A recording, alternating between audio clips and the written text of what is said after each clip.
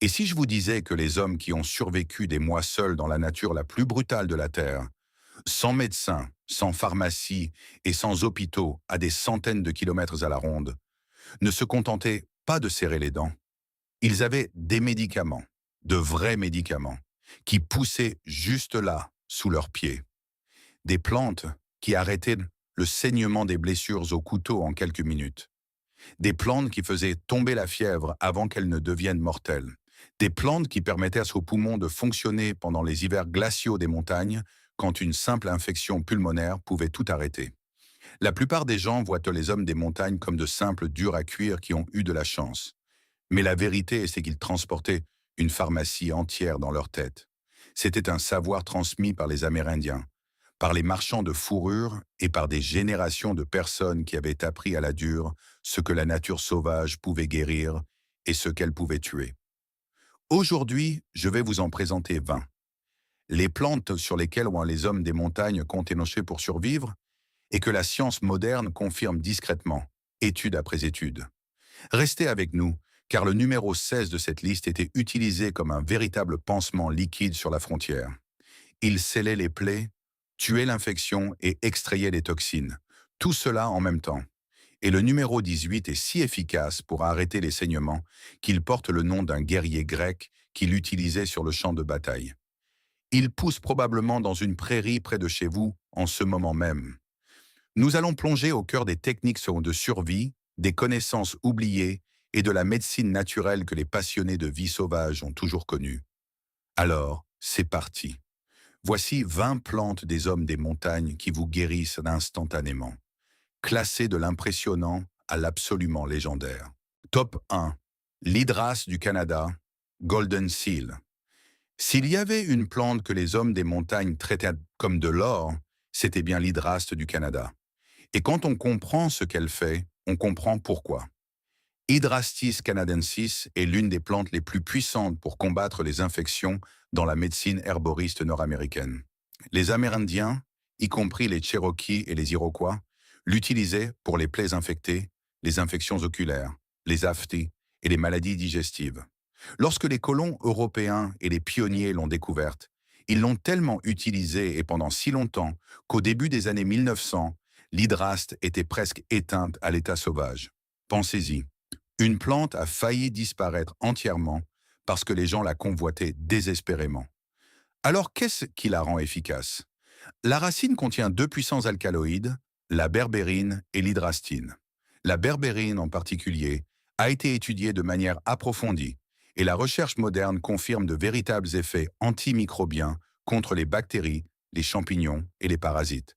Ce n'est pas une croyance populaire, c'est de la chimie. La préparation traditionnelle était simple. Sécher la racine, la réduire en poudre et la mélanger à un baume pour les plaies infectées ou les infections cutanées.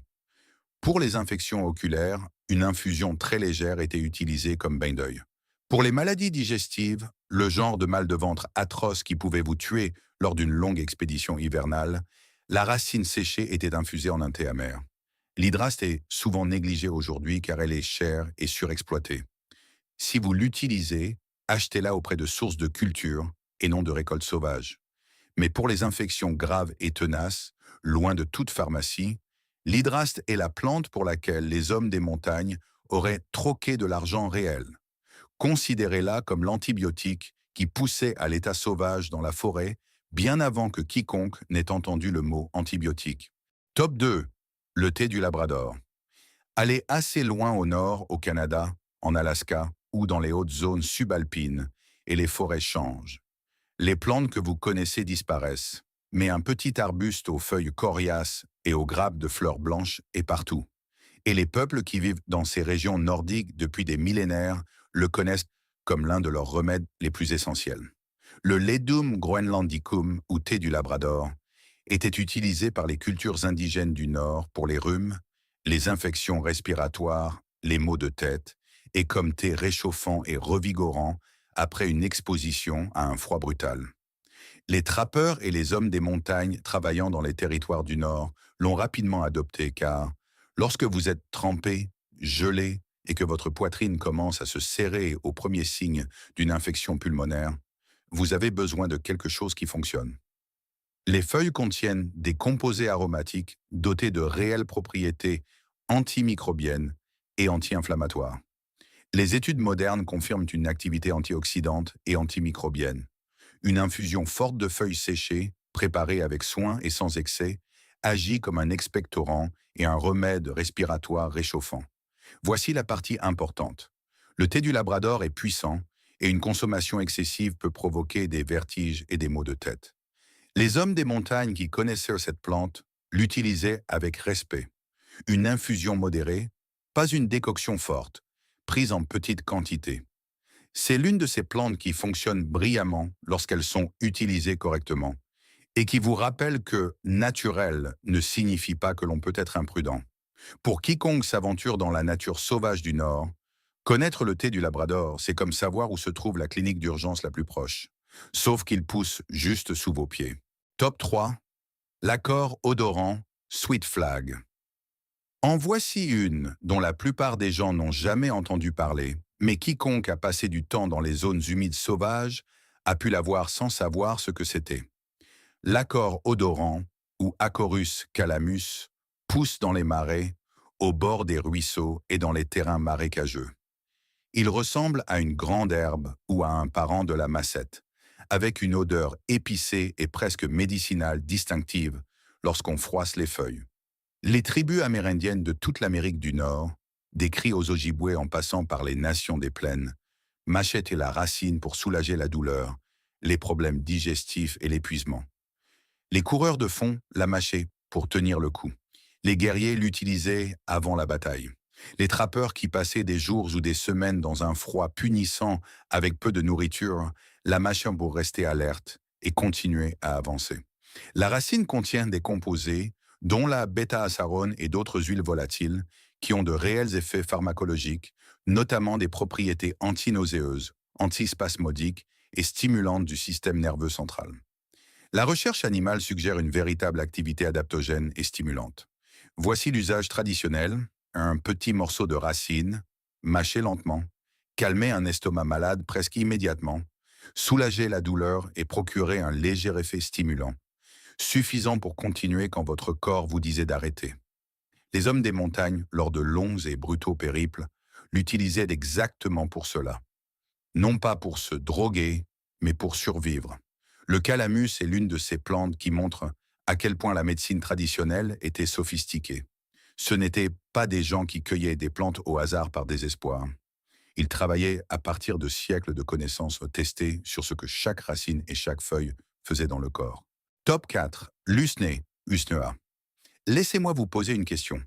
Quand vous randonnez dans une forêt ancienne et que vous voyez cette matière gris-vert, filandreuse et pâle, suspendue aux branches comme des cheveux emmêlés, savez-vous ce que c'est?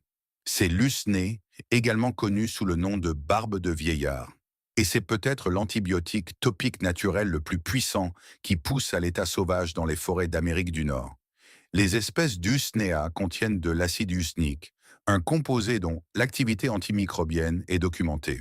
La recherche moderne en laboratoire confirme son efficacité contre les bactéries gram-positives, y compris certaines souches résistantes aux antibiotiques.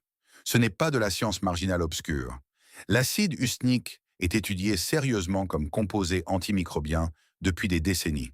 L'usage traditionnel était topique: écraser ou humidifier de l'usnée fraîche et l'appliquer directement sur les plaies infectées ou l'utiliser comme pansement antimicrobien. Les hommes des montagnes et les trappeurs du nord-ouest Pacifique, des rocheuses et des forêts de montagne de toute l'Amérique du Nord savèrent que si l'on se coupait et que l'on n'avait pas d'autres médicaments, on pouvait trouver de l'usnée sur un arbre voisin pour garder la plaie propre. Elle était également utilisée pour les infections respiratoires, sous forme d'infusions longuement mijotées ou de teintures pour les infections pulmonaires et les toux persistantes. Voici une chose à garder à l'esprit. L'usnée pousse lentement. Ne prenez que ce qui est déjà tombé ou ce que vous pouvez couper en petites quantités sur des arbres sains. Elle n'est pas rare, mais ce n'est pas non plus quelque chose qu'il faut arracher sans précaution. Pour les premiers soins en milieu sauvage, l'usnée est l'une des choses les plus précieuses que vous puissiez apprendre à identifier. C'est l'antibiotique qui pousse sur les arbres, disponible et réellement efficace, qui n'attend que quelqu'un d'assez instruit pour l'utiliser. Top 5, les bourgeons de peuplier, Cottonwood Buds. Au début du printemps, avant l'apparition des feuilles, les peupliers se couvrent de bourgeons collants et résineux qui sentent un mélange de baume et de médicaments. Cette odeur n'est pas un hasard. Ces bourgeons sont chargés de composés comprenant de la salicine, de l'acide caféique et d'autres substances chimiques anti-inflammatoires et analgésiques. Les tribus amérindiennes des Grandes Plaines et des Rocheuses récoltaient ces bourgeons spécifiquement pour soulager la douleur. Les hommes des montagnes qui ont appris d'eux ont fait de même. La préparation traditionnelle consistait à faire macérer les bourgeons dans de l'alcool, quel qu'il soit, pour en extraire la résine. L'huile infusée ou la teinture obtenue était frottée directement sur les muscles endoloris, les articulations douloureuses, les ecchymoses et la peau enflammée. Considérez cela comme la version pionnière d'une crème antidouleur topique. La recherche moderne confirme que les extraits de bourgeons de peuplier ont de réelles propriétés anti-inflammatoires et analgésiques. Les salicylates contenus dans la résine sont absorbés par la peau et réduisent l'inflammation et la douleur locale, de la même manière que l'aspirine les réduit de façon systémique. Pour un trappeur qui transportait 40 kilos de matériel à travers les cols de montagne pendant une semaine entière, les genoux douloureux et le dos hurlant de douleur, une friction d'huile infusée de bourgeons de peuplier était un véritable soulagement. Pas un placebo, pas un vœu pieux. C'était un vrai médicament provenant d'un arbre qui bordait chaque fond de rivière à la frontière. Si vous avez accès à des peupliers au printemps, récoltez ces bourgeons collants, faites-les infuser dans de l'huile, et vous comprendrez immédiatement pourquoi les hommes des montagnes les appréciaient. Vos mains sentiront le médicament pendant des jours, et tout ce sur quoi vous en frotterez se sentira nettement mieux. Top 6, le bouleau noir, Black Birch. Nous reviendrons sur l'écorce de saule plus tard dans cette liste, mais voici une chose importante à savoir d'abord. Tous les coins de la nature sauvage n'avaient pas de saule, et les hommes des montagnes avaient besoin de soulager la douleur partout, pas seulement près des ruisseaux et des rivières où pousse le saule. Voici le bouleau noir, Betula lenta, également appelé bouleau doux ou bouleau merisier. Il contient du salicylate de méthyle dans son écorce interne et ses rameaux.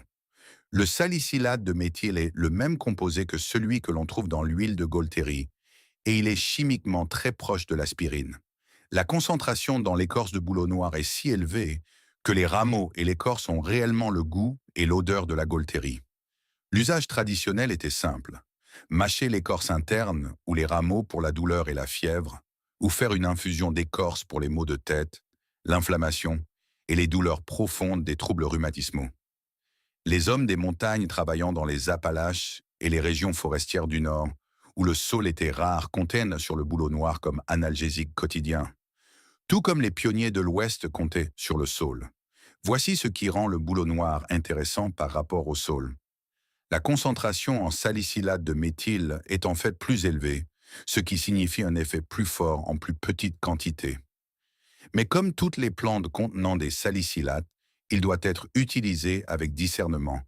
Pas pour les personnes qui ne tolèrent pas l'aspirine, pas en grande quantité et pas par les enfants. Pour tous les autres, le bouleau noir est un exemple remarquable de la façon dont l'armoire à pharmacie de la frontière n'était pas vide simplement parce que vous étiez à 300 km de la ville la plus proche.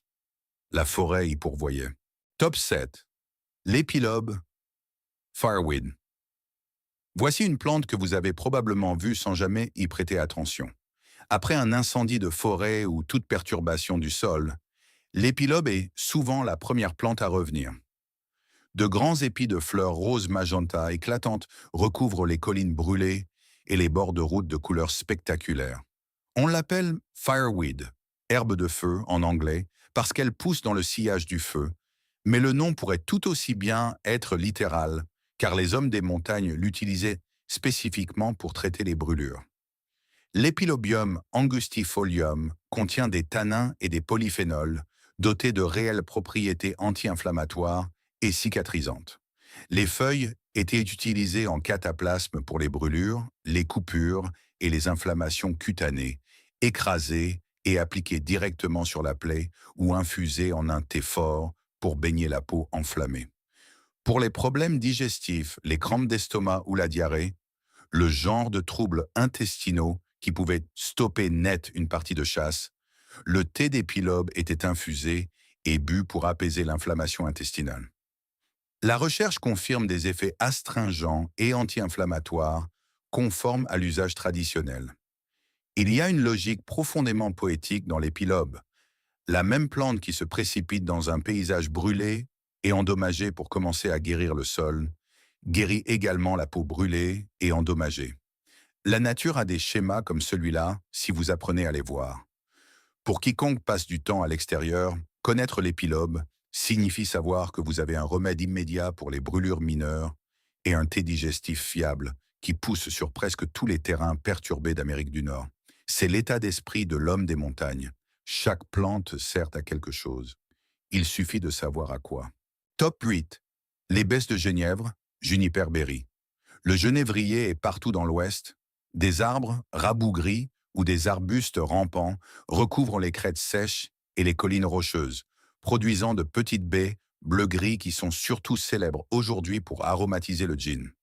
Mais avant le gin, avant les Européens et avant l'ère de la frontière, les baies de genièvre étaient un médicament sérieux. Les baies contiennent des huiles volatiles, notamment du terpinène 4-ol et de l'alpha-pinène, aux propriétés antimicrobiennes et diurétiques bien documentées. L'usage traditionnel à travers des dizaines de tribus amérindiennes, puis chez les hommes des montagnes, se concentrait sur deux applications principales, les infections urinaires et la conservation de la viande.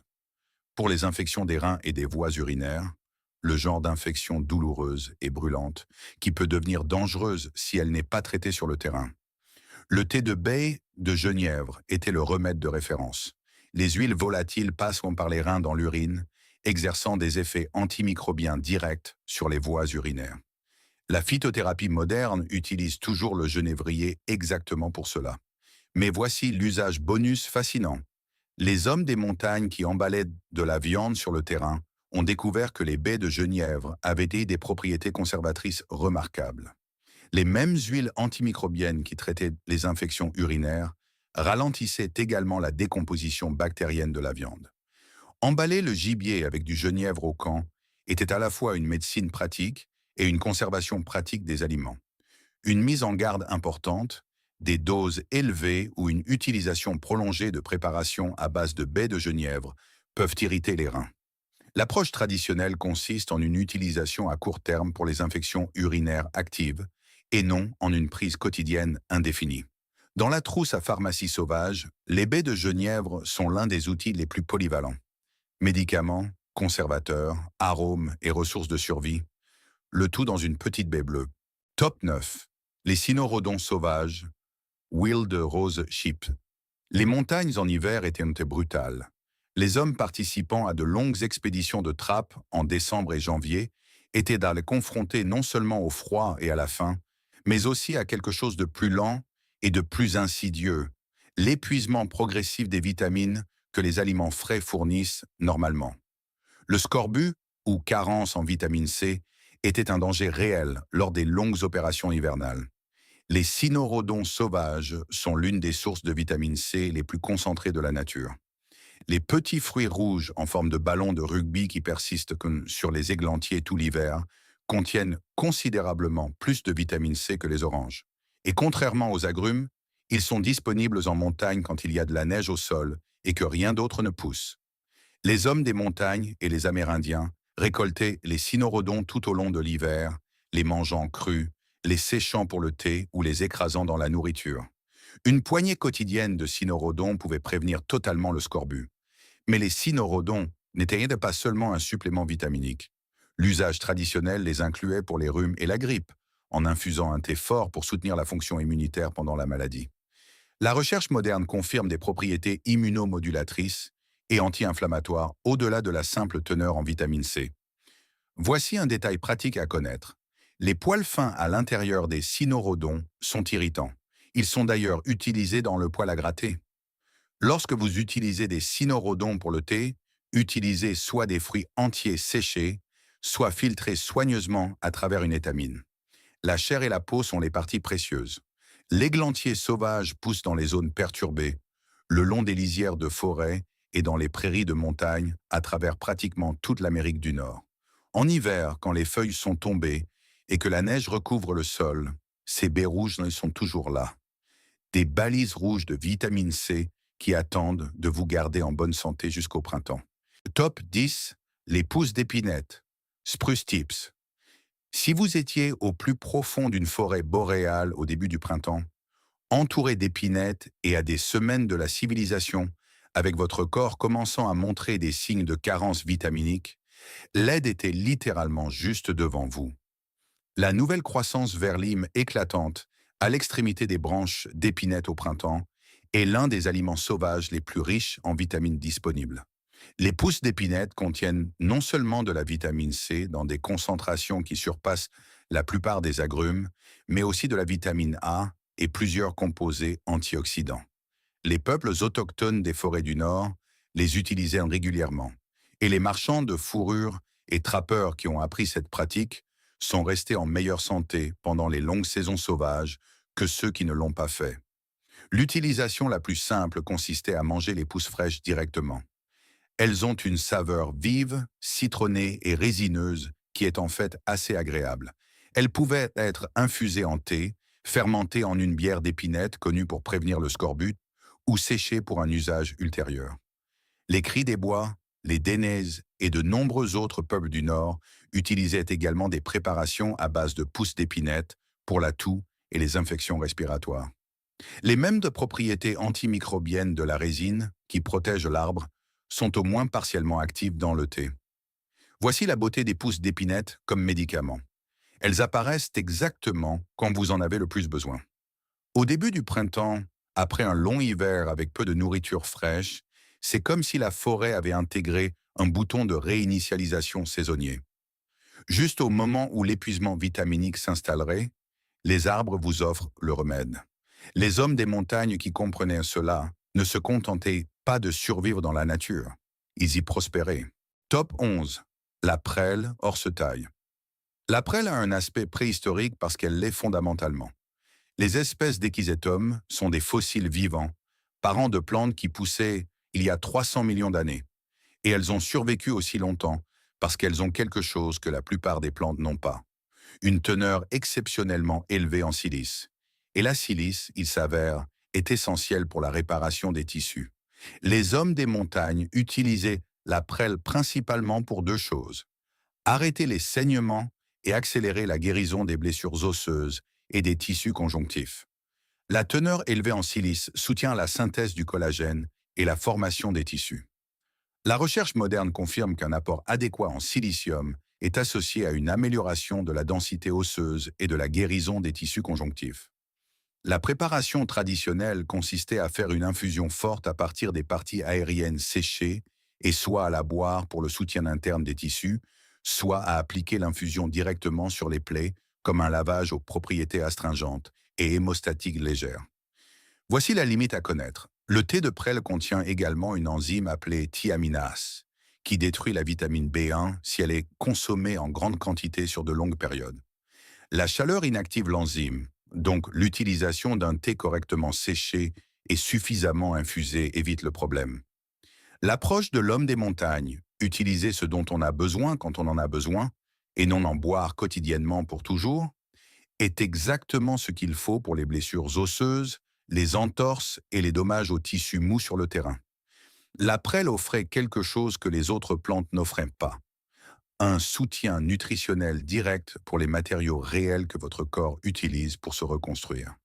C'est la plante qui nourrit votre équipe de réparation au lieu de simplement dire à votre corps de se mettre au travail. Top 12. Le gingembre sauvage, wild ginger. Au plus profond du sol forestier, sous la litière de feuilles dans les bois riches et ombragés, pousse l'une des plantes les plus efficaces contre les nausées et pour la digestion de la pharmacopée nord-américaine. Le gingembre sauvage, Asarum canadense, n'a rien à voir avec le gingembre culinaire sur le plan botanique, mais partage ses propriétés médicinales les plus importantes presque exactement. La racine contient des composés aromatiques aux réelles propriétés antispasmodiques, antinauséeuses et réchauffantes. Les hommes des montagnes qui avaient mangé de la nourriture douteuse, bu de l'eau souillée ou qui étaient frappés par le genre de nausées atroces qui accompagnent un choc ou un froid, extrêmes utilisaient la racine de gingembre sauvage pour calmer l'estomac presque immédiatement. Le choc dû à une blessure, une perte de sang ou une exposition au froid provoque le retrait du sang du système digestif, produisant des nausées et des crampes d'estomac. Une infusion forte de gingembre sauvage, réchauffante et antispasmodique était l'un des rares remèdes immédiats disponibles sur le terrain. Cela fonctionnait alors, et la recherche confirme que cela fonctionne aujourd'hui. La racine fraîche était également mâchée directement pour un soulagement immédiat ou tranchée et ajoutée à n'importe quel bouillon disponible. Pour les hommes des montagnes mangeant tout ce qu'ils pouvaient attraper ou cueillir, avoir quelque chose qui calmait de manière fiable un estomac malade pouvait faire la différence entre continuer l'opération ou faire demi-tour. Trouvez le gingembre sauvage dans les sols forestiers humides et riches. Sentez la racine. Cette odeur chaude, épicée et médicinale incomparable vous dit exactement ce que c'est. Dans toute situation de premiers soins en milieu sauvage, impliquant des nausées, des crampes ou un début de choc, le gingembre sauvage est l'un de vos alliés les plus précieux. Top 13. La monarde, huile de bergamote. La monarde est l'une de ces plantes qui remplit si efficacement une double fonction dans la trousse de médecine sauvage que cela semble presque injuste. La Monarda fistulosa produit des capitules lavande éclatants sur de hautes tiges dans les prairies ouvertes et les lisières de forêt. Elle est belle à regarder et constitue un médicament réellement puissant. La plante contient du thymol et du carvacrol, les mêmes composés antimicrobiens volatiles que l'on trouve en concentration élevée dans le thym et l'origan. La recherche confirme une forte activité antimicrobienne, antifongique et anti-inflammatoire. Les tribus amérindiennes de toute l'Amérique du Nord l'utilisaient comme antiseptique pour les plaies, comme thé pour la fièvre, le rhume et les maladies digestives, et comme inhalation de vapeur pour la congestion. Les hommes des montagnes l'ont adopté avec enthousiasme. Pour les plaies infectées, les feuilles fraîches écrasées étaient appliquées directement. Les huiles antimicrobiennes agissaient directement sur la surface de la plaie. Pour la fièvre et l'infection, un thé fort faisait tomber la fièvre et soutenait la réponse immunitaire du corps. Pour les rhumes de poitrine, l'inhalation de la vapeur d'une infusion de feuilles aidait à dégager les voies respiratoires encombrées. Voici la préparation traditionnelle pour la fièvre. Une infusion chaude et forte de fleurs et de feuilles séchées ou fraîches, bues librement, combinée au repos et à la chaleur. Les herboristes l'appelaient un diaphorétique. Elle induit la transpiration, ce qui aide à faire tomber la fièvre en dissipant l'excès de chaleur corporelle par la peau. Pour quiconque se constitue une base de connaissances médicales de terrain, la monarde est l'une des plantes les plus précieuses à apprendre. Elle est identifiable à la vue, à l'odeur et au toucher. Cet arôme d'origan et de thym est incomparable, et elle pousse dans une vaste gamme d'habitats, prairies, bords de route et lisières de forêt. Une fois que vous la connaîtrez, vous la verrez partout. Top 14. Le sureau, elderberry. Les hommes des montagnes n'étaient pas seulement confrontés au froid, ils étaient confrontés aux vagues de maladies respiratoires qui balayaient les camps et les colonies chaque hiver. Fièvre, syndrome grippaux, et tout se transformant en graves infections pulmonaires. Avoir quelque chose qui pouvait réduire de moitié la durée de cette maladie faisait la différence entre rester alité pendant 2 semaines ou être de retour sur la piste en 4 jours. Le sureau, Sambucus nigra et les espèces apparentées étaient ce remède. Les baies violets foncées du sureau, récoltées à la fin de l'été et séchées ou cuites pour la conservation, étaient le principal médicament immunitaire hivernal dans pratiquement toutes les cultures de l'hémisphère nord, européenne, amérindienne et médecine populaire des Appalaches. Tout le monde est arrivé indépendamment au sureau pour les maladies hivernales. Ce genre de convergence universelle signifie généralement quelque chose. La recherche moderne a totalement validé cet instinct. Plusieurs essais cliniques contrôlés montrent que les préparations à base de sureau réduisent la durée et la gravité de la grippe et des infections des voies respiratoires supérieures.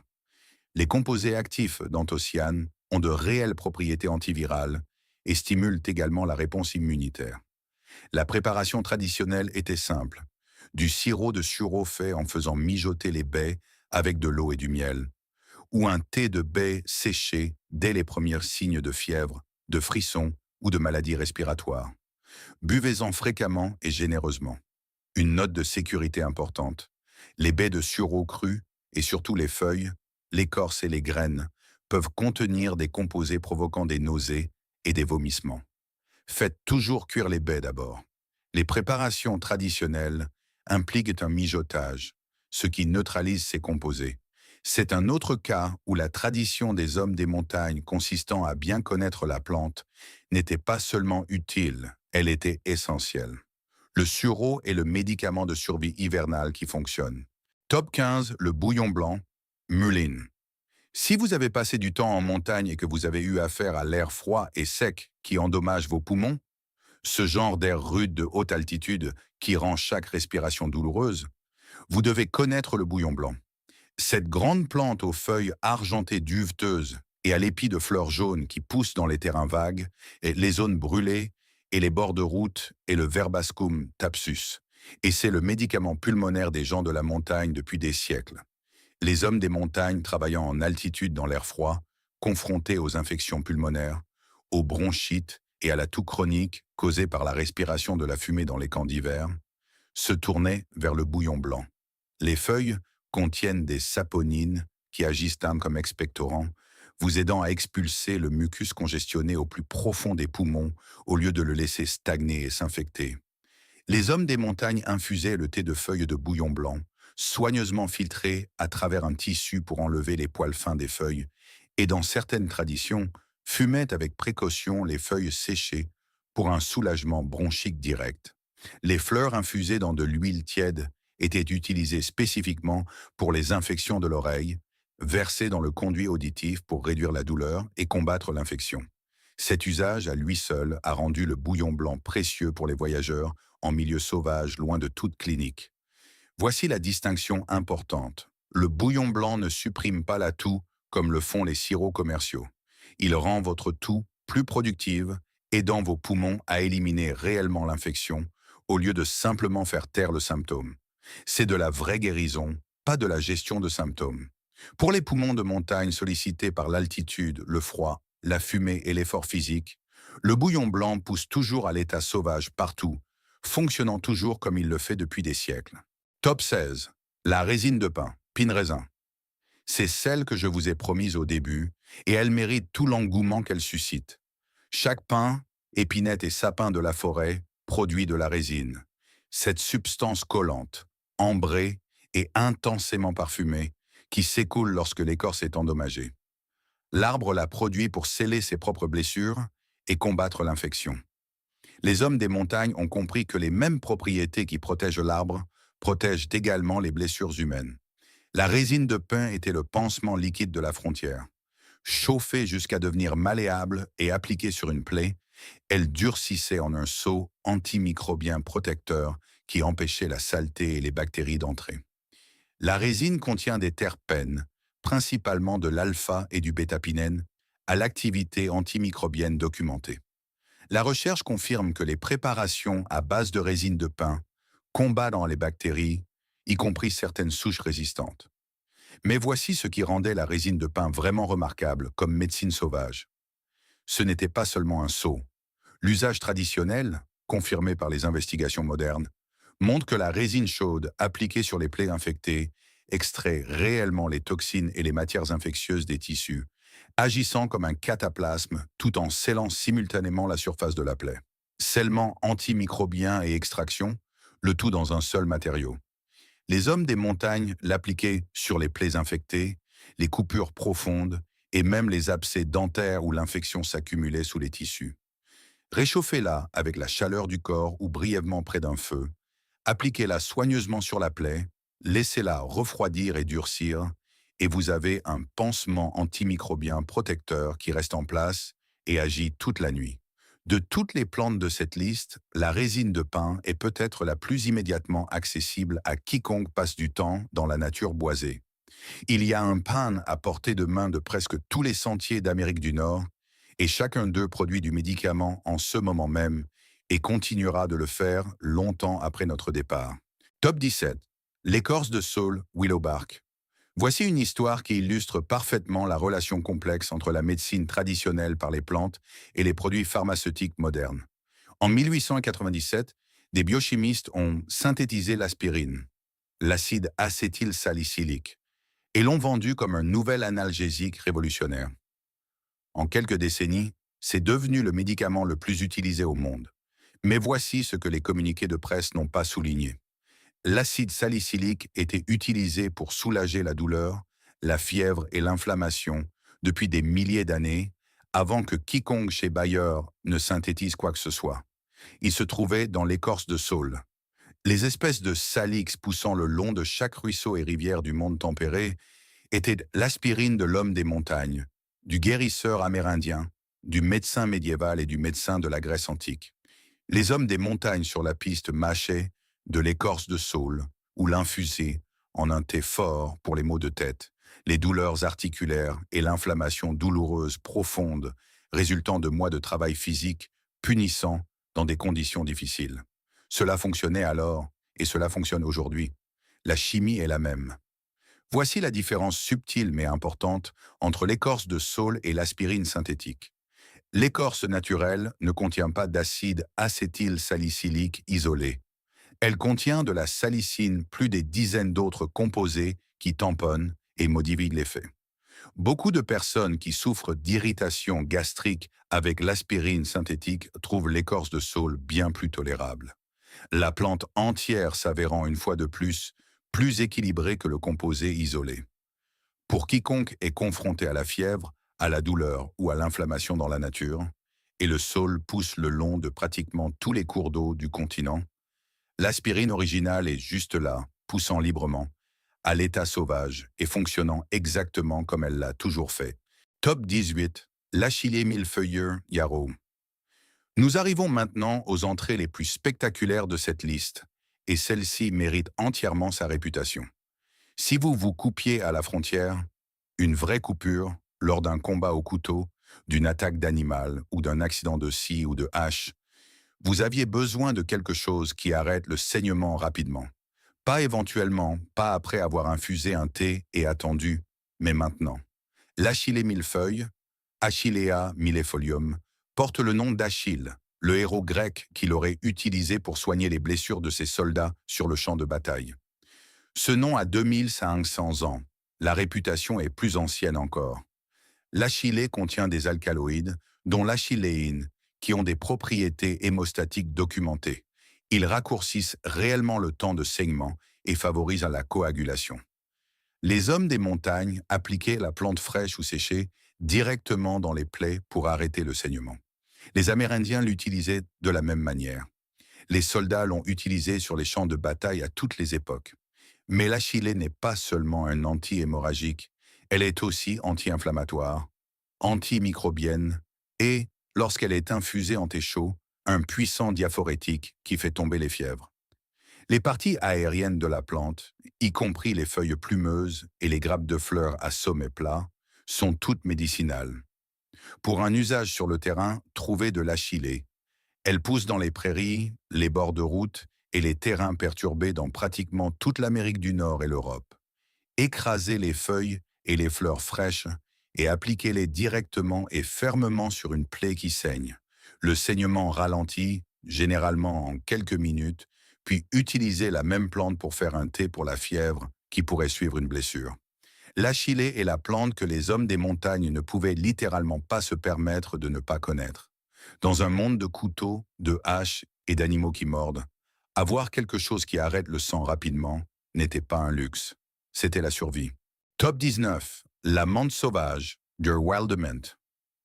En voici une que vous pouvez trouver, identifier et utiliser en toute confiance en quelques minutes. La menthe sauvage, Mentha arvensis et les espèces apparentées, pousse le long des ruisseaux, dans les prairies humides et dans les sols humides et perturbés de la majeure partie de l'Amérique du Nord. Froissez une feuille. Si elle sent la menthe, c'est de la menthe. L'identification est infaillible. Les hommes des montagnes utilisaient la menthe sauvage pour deux objectifs principaux. Calmer les maux d'estomac et soulager les maux de tête. Ces deux usages ont été validés de manière exhaustive par la recherche moderne. Le menthol et les autres composés volatiles de la menthe ont de réels effets antispasmodiques sur les muscles lisses du tube digestif. C'est pourquoi le thé à la menthe calme un estomac dérangé. Le même menthol appliqué sur le front ou les tempes provoque une vasodilatation et un refroidissement qui soulagent réellement les céphalées de tension. La préparation était d'une simplicité élégante. Infusez un thé fort de feuilles fraîches ou séché pour les maux d'estomac. Buvez-le chaud pour les crampes et les nausées, ou laissez-le refroidir et utilisez-le comme lavage externe ou compresse pour les maux de tête et la fièvre. Le menthol contenu dans la vapeur d'un thé à la menthe chaud aide également à ouvrir les voies respiratoires encombrées. Voici ce qui rend la menthe sauvage particulièrement précieuse dans un contexte de survie: la rapidité. D'autres médicaments de cette liste nécessitent un temps de préparation, un séchage ou des méthodes spécifiques. La menthe sauvage, écrasée et infusée en quelques minutes, procure un soulagement presque immédiat pour la nausée, qui peut être débilitante sur le terrain et dangereuse si elle vous empêche de manger ou de boire. Un soulagement rapide est exactement ce dont vous avez besoin. Les hommes des montagnes savaient que le médicament le plus utile n'est pas toujours le plus exotique. Parfois, le meilleur remède est celui qui pousse juste au bord du ruisseau et qui commence à agir avant même que vous ayez fini votre première tasse. Top 20, le grand plantain. Broadleaf plantain. Et nous voici au numéro 20, la plante qui clôt parfaitement cette liste. La plante qui est peut-être la plante médicinale la plus sous-estimée au monde. Le grand plantain Plantago major pousse dans les pelouses, le long des sentiers, dans les sols compactés, dans les fissures des trottoirs et dans pratiquement tous les habitats perturbés de la Terre. Les Amérindiens l'appelaient l'empreinte de l'homme blanc parce qu'il semblait se propager partout où les colons européens allaient. Il n'est pas originaire d'Amérique du Nord. Il a fait le voyage et il a conquis. Et les personnes qui ont appris à l'utiliser à partir des deux traditions ont rapidement compris que cette humble herbe était extraordinaire. Écrasez une feuille fraîche et appliquez-la sur une piqûre d'insecte, une morsure, une coupure ou une brûlure mineure. Le soulagement commence en quelques minutes. La feuille contient de l'ocubine, un glycoside aux réelles propriétés anti-inflammatoires, ainsi que des tanins aux effets cicatrisants et antimicrobiens. Les hommes des montagnes qui le connaissaient l'appelaient leur trousse de premiers soins de bord de sentier parce qu'on pouvait le ramasser sans s'arrêter, mâcher la feuille pour briser les parois cellulaires et l'appliquer sur ce qui devait être traité sans perdre un pas. Un essai clinique a confirmé qu'un onguent au plantain améliorait la guérison des brûlures au 2e degré mieux qu'un traitement standard. Pas par rapport à rien, mais mieux que le traitement standard. C'est le niveau de preuve dont nous parlons pour une plante qui pousse dans votre pelouse. Les usages traditionnels incluent les cataplasmes pour les morsures, les piqûres, les coupures et les petites brûlures pour une application immédiate sur le terrain, une infusion forte comme lavage de plaies ou gargarisme pour les maux de gorge, et un usage interne à long terme comme anti-inflammatoire doux. Tout dans le grand plantain remet en question les hypothèses que l'on nous a appris à avoir sur la médecine. Il est commun, donc nous le dédaignons. Il est gratuit, donc nous ne lui accordons pas de valeur. C'est une mauvaise herbe, donc nous essayons de le tuer. Et pendant que nous achetons des onguents coûteux et que nous nous rendons aux urgences pour des piqûres et des coupures mineures, le meilleur traitement d'urgence pour ces problèmes exacts pousse dans le sol sous la voiture que nous avons conduite pour y aller. C'est la leçon de l'homme des montagnes. La nature sauvage ne se contente pas de vous mettre au défi. Elle vous équipe. Elle l'a toujours fait. Nous avons juste oublié comment lire le menu. Ces 20 plantes ne remplacent toujours pas la médecine d'urgence. Si vous êtes gravement blessé, demandez de l'aide. Mais si vous voulez regarder la forêt autour de vous et voir des médicaments au lieu de simples paysages, commencez ici. Apprenez 3 ou 4 de ces plantes dans cette saison. Apprenez à quoi elles ressemblent, quand elles poussent et ce qu'elles sentent. Revenez l'année suivante et apprenez en 3 ou 4 de plus. C'est ainsi que les hommes des montagnes faisaient. C'est ainsi que cela fonctionne. Si ce voyage à travers la médecine de la frontière a changé votre vision des plantes de votre propre jardin, n'hésitez pas à vous abonner et à aimer cette vidéo. Nous nous consacrons à la découverte de l'histoire de la survie et de la sagesse oubliée qui a failli être enterrée par le temps. Assurez votre avenir en apprenant du passé. Le prochain chapitre de notre trésor de la nature sauvage s'ouvrira bientôt.